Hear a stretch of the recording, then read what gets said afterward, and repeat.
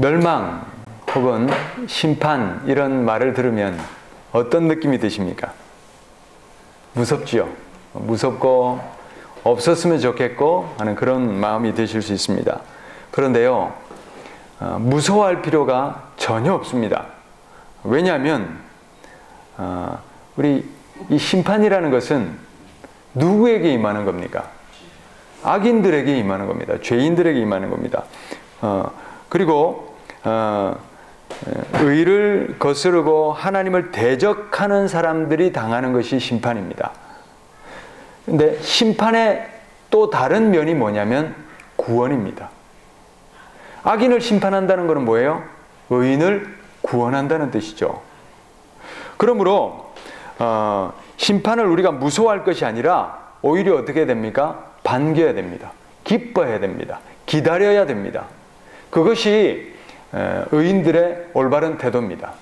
심판을 무서워하지 마시기를 바랍니다.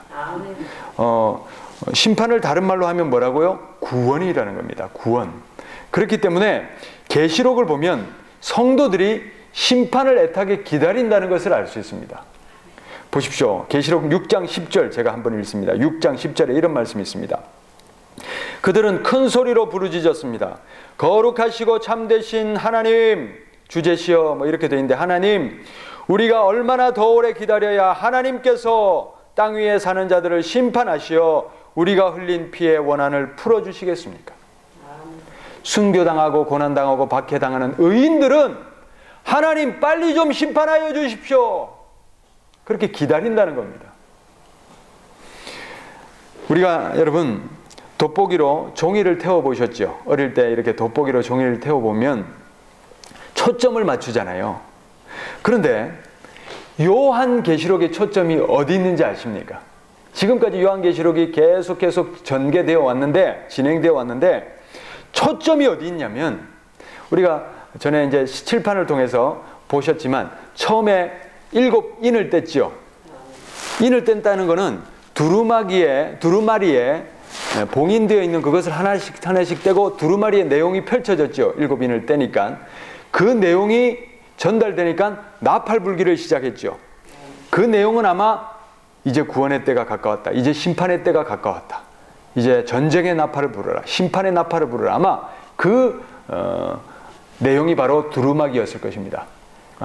두루마리였을 것입니다. 여러분, 우리가 이제 이 장면을 생각하실 때 옛날 전쟁을 생각하시면 됩니다. 옛날 전쟁에 보면 적군들이 쫙 나와 있고 아군들이 쫙 있고 최전방에 누굽니까? 장군이 서 있죠. 저쪽 장군도 서 있고, 그래서 서로 마주 보면서 이제 명령만 기다리잖아요. 위에서 공격하라, 아니면 후퇴하라, 기다리라, 뭐 이런 명령이 있잖아요. 그 출격 명령이 바로 저는 인이라고 생각합니다. 두루마리였다고 생각합니다. 그래서 마지막 인을 다 떼고 나니까 이제 나팔을 붑니다. 뚜뚜 나팔을 부니까 심판의 사자들이 어떻게 합니까? 준비태세. 내 사자들이 준비를 갖추고, 그리고 그 나팔 소리와 함께 심판이 쏟아지고 하나님의 출격 명령이죠. 그래서 이제 드디어 7인을 다 떼고 7 나팔까지도 다 부러지고, 그러니까 그 다음부터 뭐가 일어나냐면, 자, 마지막 7번째 나팔이 울려 퍼지고 나니까 지난 시간에 보았듯이 예수님이 재림하시죠. 재림하셔서 하나님의 백성들을 다, 성도들을 추수해 가십니다. 그 추수해 가는 사건이 저는 휴거다 이렇게 본다고 말씀을 드렸죠. 그렇게 다 걷어가시고 난 다음에 이제 남은 건 뭡니까? 마지막 7 대접재앙들이 악인들에게 쏟아지는 겁니다. 그게 이제 심판인 겁니다. 계시록 16장 17절, 7째 천사가 그 대접을 공중에 쏘더니 성전에서 보좌로부터 뭐라고 되어 있냐면 다 되었다 하는 큰 음성이 울려 퍼졌습니다. 여러분, 마지막 7 대접을 다 쏟고 나니까 뭐라고요? 다 되었다. 여러분, 제가 다시 말씀을 드립니다. 돋보기로 종이를 태울 때 구멍이 나면 어떻게 됩니까? 다 되었다. 할렐루야. 구멍이 뚫어지면 이게 목적이 이루어진 것이죠. 요한계시록 16장 17절에서 밝히는 다 되었다, 목적이 이루어졌다, 성취되었다, 이 말씀이 뭐냐면 그것이 바로 악인들을 향한 심판이 완성되었다 하는 그 말입니다. 그래서 이 다 되었다 선언하고 난 다음에 17장 18장에서 큰 음료와 짐승과 바벨론에 대한 심판이 완성되는 것을 볼 수 있습니다. 그러니 우리가 살펴본 대로 이 요한계시록의 초점은 어디에 맞춘다고요?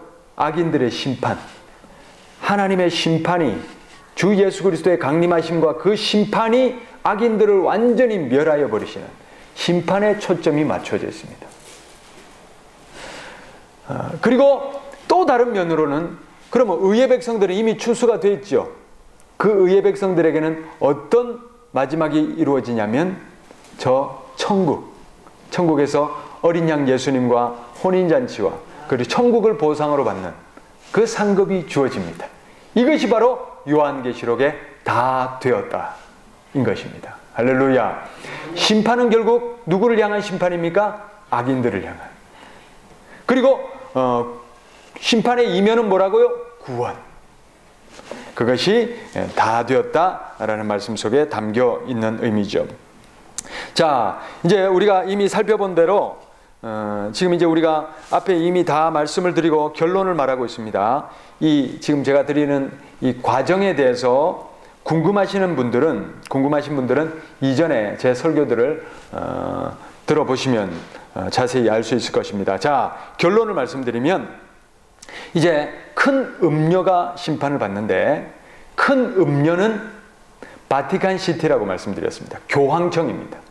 천주교의 탈을 쓰고 온갖 악행을 저지르는 그 예수의 무리, 그 교황청을 말하는 것이고, 또 짐승은 누구를 가리키냐면 마귀의 앞잡이 노릇을 하는 그 짐승의 세력은 지금 세계를 정복해 가고 있는 New World Government, 신세계 정부라고 할 수 있습니다. 신세계 질서 뭐 이런 거 들어보셨죠? 그 신세계 통치자들이 마지막 심판을 받게 됩니다. 그 다음 바벨론의 이제 심판을 오늘 우리가 보는데, 이 바벨론은 이 당시에 요한이 기록을 할 때 로마라고 기록을 못하기 때문에 바벨론이다 이렇게 기록하고 있는데, 결국 그 바벨론은 로마를 가리키는 것이고, 지금 우리들에게는 이 바벨론이 동일하게 바티칸 시티를, 교황청을 가리킨다 하는 것을 그렇게 염두에 두고 오늘 말씀을 보시면 이해가 쉬울 것입니다. 자, 이들은 어떤 세력입니까? 바벨탑을 여전히 지어 올리는 세력입니다. 창세기 11장에서 바벨탑 쌓아 올리는 것을 하나님이 막으셨는데도 불구하고 지금 보십시오. UN 의회 건물이 바벨탑이죠. 그것을 번듯하게 지어 올려놓고 하나님을 대적하려고 모이자, 그게 유엔입니다. 그리고 세력을 떨치자, 세계를 정복하자. 그런데 그렇게 바벨탑을 짓고는 하나님 자리를 차지하자, 세상에 우리 이름을 내자, 세상을 정복하자, 그리고 그 꼭대기에서 세상을 주름잡으려고 하는 세력이 있다는 겁니다. 그리고 세상을 지금 정복하고 조종하려고 하고 있습니다. 모든 것을 장악하고 있습니다. 또 사탄의 앞잡이 노릇을 합니다. 이 많은 세력들이, 뉴월드 오더의 많은 세력들이 완전히 사탄 숭배 집단입니다. 사탄을 대놓고 숭배하는 집단입니다. 그렇게 사탄의 세력들이 지금 세상을 정복해가고 있습니다. 정말 이렇게 우리가 지금까지 계시록을 보면서 알 수 있듯이 하나님의 말씀대로 그대로 되어지는 것을 우리가 보고 있습니다. 디모데후서 3장 1절부터 4절에 이들의 실체를 여러 가지로 드러내주고 있는데, 제가 몇 가지만 뽑아보면, 사람들은 자기를 사랑하며 돈을 사랑하며 하나님보다 쾌락을 더 사랑한다, 이렇게 되어 있어요. 돈을 사랑하고, 돈 아닙니까? 그렇죠? 돈과 권력을 거머쥐려고 사람들은 보이지 않아요. 사람들은 마구 죽여도 되는, 자기네들의 통치를 위해서 마구 죽여도 되는 그런 존재로 생각하고 있습니다. 자, 이 악의 세력들에 의해서 어떤 일들이 벌어졌느냐? 왜 하나님이 마지막 세상을 심판하실 수밖에 없느냐? 여러분, 이 뉴 월드 오더 세력들이 어떤 일을 하고 있냐면, 하나님이 창조하신 창조 세계를 파괴하고 있습니다. 또 하나님이 창조하신 고귀한 인명을 무참하게 살상하고 있습니다. 또 정의를 완전히 거스릅니다. 의를 뒤집고 불법을 행하고 그러면서 방송에서는 도배를 해서 그들의 실체를 숨기고 이 모든 일을 배후에서 조정하고 있습니다. 자, 여러분 이 화면을 한번 보시면 이게 지금 우리 한국 기상청에서 뽑아놓은 2012년 한 해만 있었던 전 세계 이상 기후를 뽑아놓고 있습니다. 여러분 한파, 그 다음에 뭐 가뭄, 기근, 불, 그 다음에 허리케인 말할 것도 없습니다. 얼마나 많은 일들이 일어났는지 모릅니다. 여러분 우리나라도 경험했지 않습니까? 100년 만에 뭐가 찾아왔습니다. 100년 만에 어떤 일이 찾아왔습니다. 최근 들어 더 많이 일어나고 있다는 사실을 여러분 느끼시는가 모르겠습니다. 최근 들어 세상 곳곳에 이변이 해마다 기하급수적으로 늘어납니다. 자, 그런데 여러분 이런 일들에 대해서 방송은 뭐라고 떠드느냐? 오존층이 파괴돼서 그렇습니다. 그렇죠? 기상이변입니다. 이렇게 떠드는데 실제로 그렇지 않다는 겁니다. 여러분 기상이변이라는 것은 규칙이 있습니다. 하나님이 창조하신 창조세계는 규칙이 있습니다. 갑자기 본물 터지듯이 이렇게 일어나지 않습니다. 하나님이 창조하신 것은 계절이 있고요, 순환이 있고요, 규칙이 있습니다. 그러므로 하나님이 창조하신 창조세계 그대로를 놔두면 가장 복되고 아름다운 것이 바로 하나님의 창조의 질서고 원리입니다. 그런데 여기에 인간이 장난을 치는 겁니다. 누가 장난을 칠까요? New World Government. 이 세계를 정복하려는 이들이 교묘하게 장난을 치는데요. 제가 오늘 두 가지 예를 보여드립니다. 하나는 하프라는 기구가 있습니다. 이 기구가 원래 뭐 하던 기구냐면 이 지하 자원들을 조사하는 기구입니다. 어떻게 조사하냐면 마치 여러분 피아노에 보면 줄이 이렇게 있잖아요. 기타에도 줄이 있죠. 낮은 음과 높은 음이 소리 음 영역이 다르죠.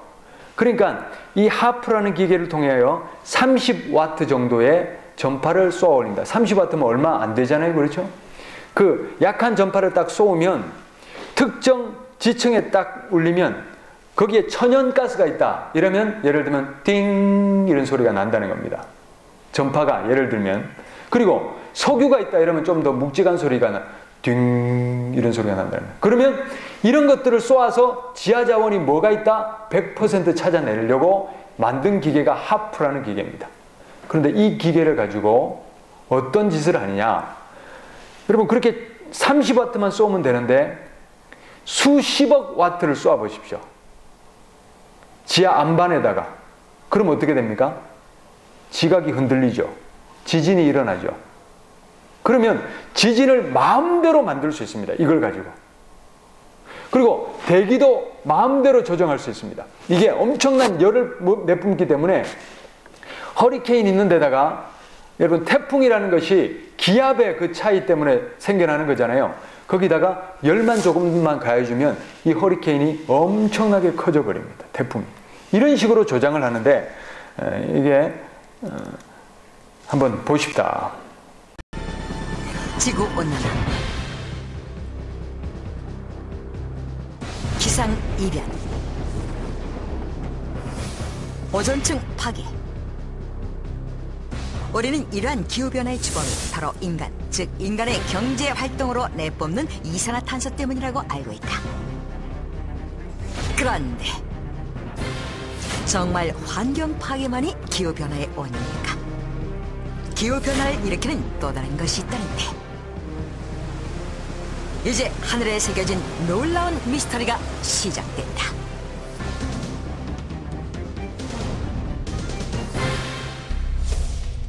(2004년 12월 26일) 동남아시아를 강타한 규모 8.9에 달하는 강진과 해일, 약 30만 명의 사상자가 발생한 엄청난 자연재해였다. 그런데 영국의 BBC 방송이 이는 단순한 자연재해가 아닐 수 있다며 의혹을 제기하고 나섰다. 이에 대한 근거로 미군 유일의 인도양 미군 기지인 디에고 가르시아가 진앙지 부근이었음에도 불구하고 그 어떤 피해도 없었던 것과 미군 당국이 미 지질 해안국의 사전 경보를 받고 4천여 명의 미군과 지원 인력들을 고지대로 미리 대피시켰다는 점을 들어 의혹을 더욱 증폭시켰다. 맞아요. 그리고 그 원인으로 미국의 전자기파무기 하프를 지목했다. 하프? 현재 미국의 알래스카 가코나에 설치된 대규모 안테나 장치 하프. 고성능 주파수 오로라 실험기구로 알려진 780만 평의 땅에 펼쳐진 180개의 안테나가 하프 시설의 전부다. 그런데 이 통신장치가 어떻게 무기가 될 수 있을까? 과연 이 전자기파로 대지진과 해일을 일어나게 할 수 있을까? 세계는 전혀 알려지지 않은 하프의 용도에 대한 궁금증에 휩싸여 미국 정부를 의혹의 눈으로 추궁하기 시작했다. 결국 미국은 공식 입장 발표에 나섰는데 하프는 오직 대체 에너지 및 군사 관련 순수과학연구소에 불과할 뿐 쓰나미 발생의 원인과는 전혀 무관하다며 세간의 의혹을 일체 부인했다. 그렇다면 왜 하프가 의혹의 선상에 오른 것일까? 과연 이 거대한 안테나의 용도는 무엇이고 왜 만들어진 것일까? 1980년 석유회사 소속 연구소의 소장으로 있던 버나드 이스트런트 박사는 기계장치 하나를 특허 출원했다. 이는 지구의 전리층을 자극해 대륙의 상태를 변화시킬 수 있다는 논리의 장치. 그가 이것을 만든 목적은 그의 소속사인 석유회사 뜻에 따라 아직 개발되지 않은 석유나 천연가스를 찾는 것이었다. 이러한 그의 기술에 대해 미국 정부 역시 지대한 관심을 표명했다. 평화를 지킬 강력한 군사력과 에너지 문제 등 고질적인 문제 해결 방안이 될 수 있는 흥미로운 기술이라고 생각했기 때문이다. 그렇게 하프의 청사진이 제시됐고 하프 설립 20여 년 동안 여러모로 급속하게 발달했다. 하프의 용도는 우선 지구 곳곳에 숨어있는 석유, 천연가스 등의 매장 상태를 조사하는 에너지 해결 대안으로 쓰였으며 군사력에 있어서는 적의 인공위성 미사일들을 추적하거나 파괴시키고 보이지 않는 막을 형성해 막에 닿는 모든 것을 폭발시킬 수 있도록 했다. 또한 원자탄 이상의 위력을 가진 전기를 보내 강력한 무기로 쓰이도록 발전했다. 그렇게 민간용 에너지 개발 장치로 시작된 하프 프로젝트는 지상의 태양이라는 엄청난 에너지 하프를 통해 전쟁용 무기들의 원격 조종 장치로서 거듭나고 있었다. 그러나 평화를 지킨다는 무기의 논리로 발달된 하프의 용도는 또 다른 면모를 드러내기 시작했는데 자연의 에너지로 인간에게 도움을 주겠다고 연구를 시작한 이스트런트 박사가 미국 국방부와 손을 뗀 후부터였다. 1983년 알래스카의 앞바다. 맑은 날씨의 하늘에서 갑자기 회오리 바람이 불기 시작했다. 지진과 해일이 일어 마을을 덮쳤고 조업 중이던 어선들은 침몰되는 그야말로 마른 하늘의 날벼락 같은 사건이 발생했던 것이다.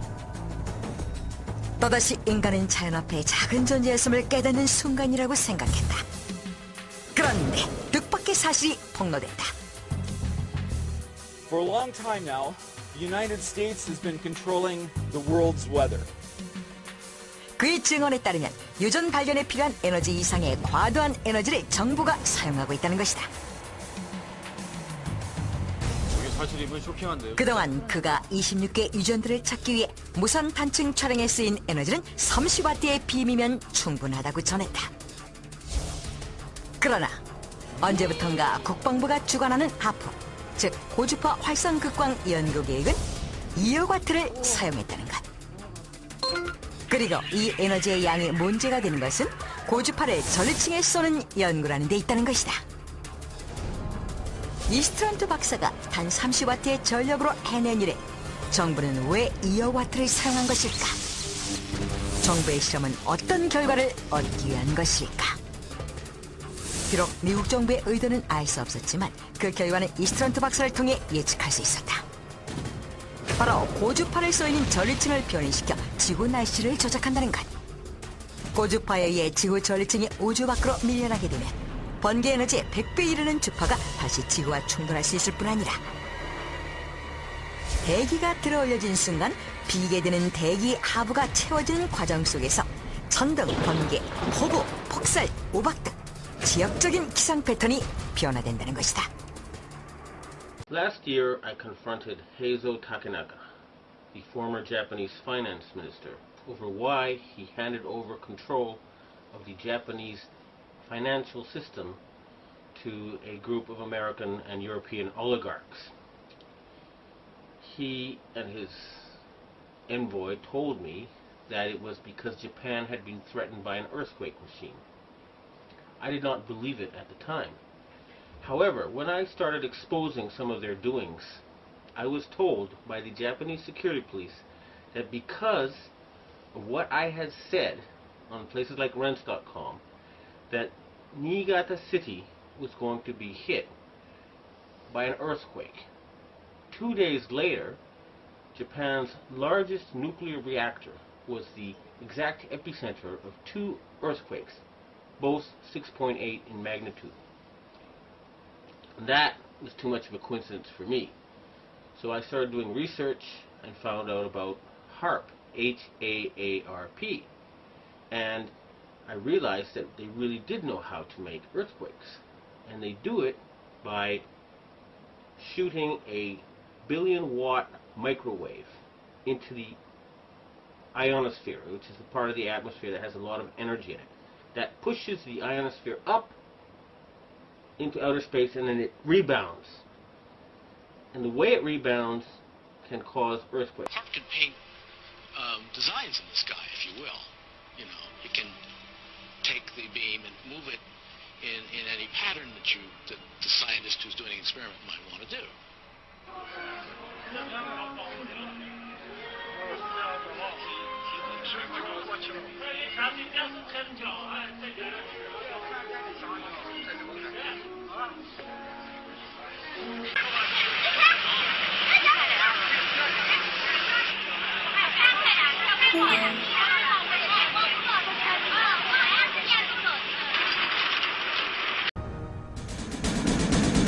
청정 하늘을 순식간에 회색 하늘로 바꿔놓는 비정상 비행운 캠트레일. 발생 후 하늘에 지속하는 시간이 길게는 8시간 정도다. 일부 캠트레일 중에는 뿌리던 물질이 떨어져 새 것으로 교체한 후 다시 뿌린 듯한 자연 상태에서는 나올 수 없는 장면이 포착되기도 했다. 단순히 전투기가 3만 피트 이상 고공 비행할 때 발생하는 자연현상 비행그룹, 즉 콘트레일과는 확연히 다른 현상. 콘트레일은 길어야 10여 분이면 모두 사라지기 때문이다.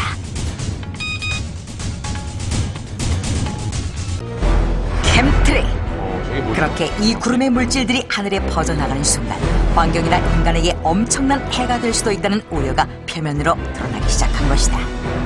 결국 캠트레일의 정체를 밝히려는 민간 차원의 연구가 활발히 지속됐고 마침내 캠트레일의 성분이 공개됐다. 저 결과와 알루미늄, 호흡기 질환을 일으키는 미생물 등의 각종 바이러스와 기타 알려지지 않은 생물학적 요소들을 다량 포함하고 있다는 것. 뿐만 아니라 이 캠트레일이 살포되는 지역에서는 대부분의 식물들이 죽어갔고 사람들에겐 피부병과 호흡기 관련 질병 등이 급속히 증가했다고 보고됐다. 무섭다. 그렇다면 왜 이 위험천만한 화학 성분이 인간과 자연에게 뿌려진 것일까? 왜 뿌려, 왜? 자기네 나라한테? 이에 일부 캠트레일 전문가들은 걸프전 당시 이라크 상공을 수놓은 캠트레일과 내전 중인 아프간 상공의 목격 사진을 두고 캠트레일 살포의 주 목적을 군사전략적 화학전의 일환이라고 주장한다.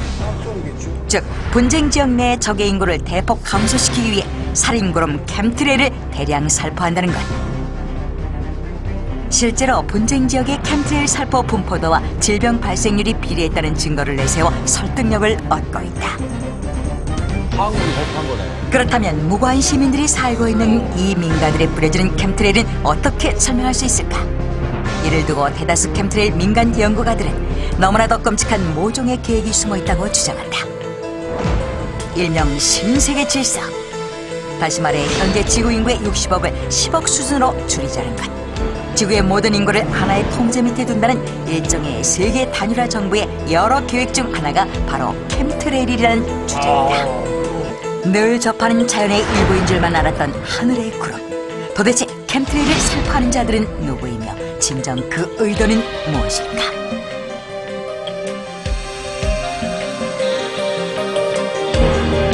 이제부턴 한가로이 바라보던 청명한 하늘속 구름을 한 번쯤 의심의 눈으로 바라봐야 하지 않을까.